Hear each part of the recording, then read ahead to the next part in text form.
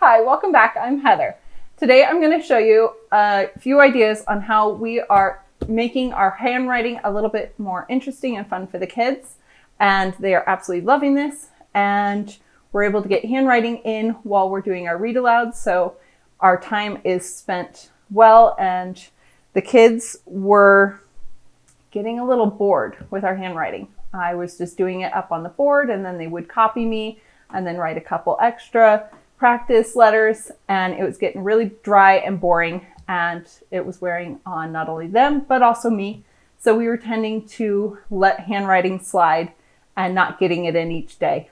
So I went through, and since we're coming into the second semester, I decided to change things up. And what I came up with is a combination of handwriting and then doing some fun little like step-by-step learn to draw pictures. And so it gives them a nice little reward after they've completed a couple of their handwriting pages.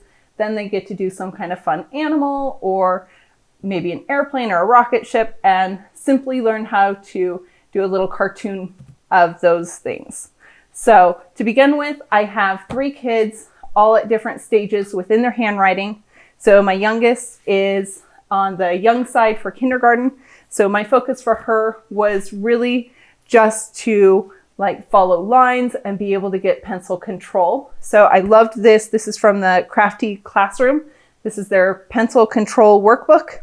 And so it has just little fun designs that she follows, and it's working on the idea of working from left to right and then following the different wacky designs.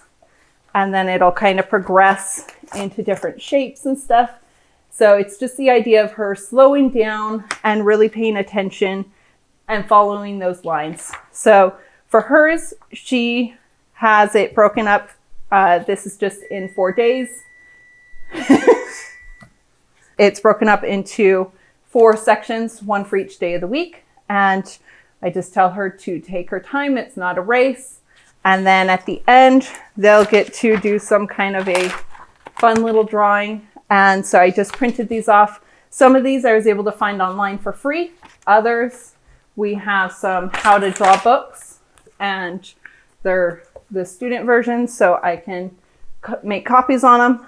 And it gives them a fun little reward as they're moving along. So for my son, he is in 1st grade.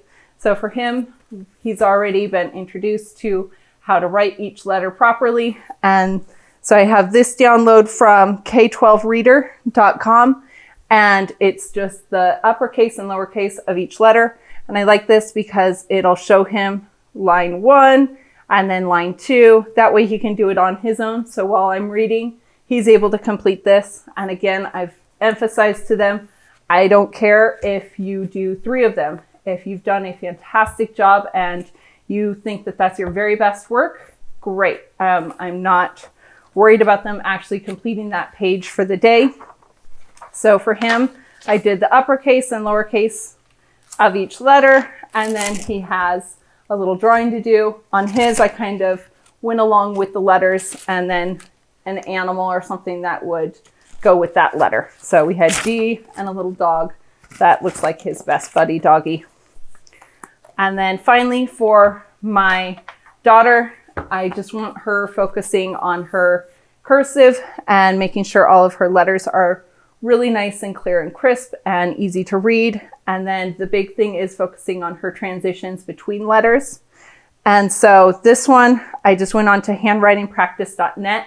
I really like this site because I can go in and either put in 1 letter and it'll reproduce an entire page. I can say how big I want them. I can give it either printing or Danielian or cursive. And so it's really versatile. So in these beginning pages, I just did some letters that I know that she needed practice on. And then a little bit further in, I did some fun little quotes that we liked. And so she will go through and trace over the quote. And then I left a couple lines so then she can reproduce it in her own handwriting. And again, same idea. She does a couple pages and then gets a little reward of a fun drawing. So to do the books, I decided to bind them. Since I was printing all these myself, I just used my Pro-Click binder and I bound them at the top of the page. I really like doing this for handwriting because then as they're writing, that comb is never going to get in the way of their hand. So it keeps it nice and clear. That's kind of how we're doing handwriting. The kids are loving it. It's giving them a fun little reward, something to look forward to.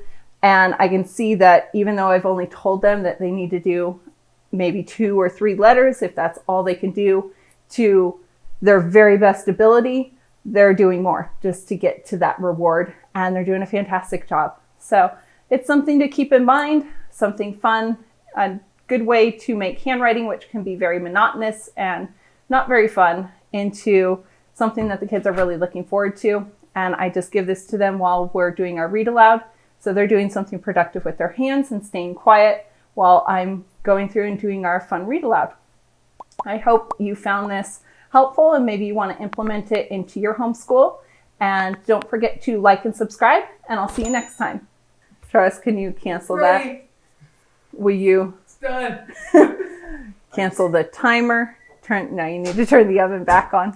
Can you please use the hot pad so you don't burn yourself? No, you want to open the door all the way down so you don't burn your hand. Okay, then pull it out if you think you're going to be messy. Okay, then pull it out and make the mess on the counter, not in the oven.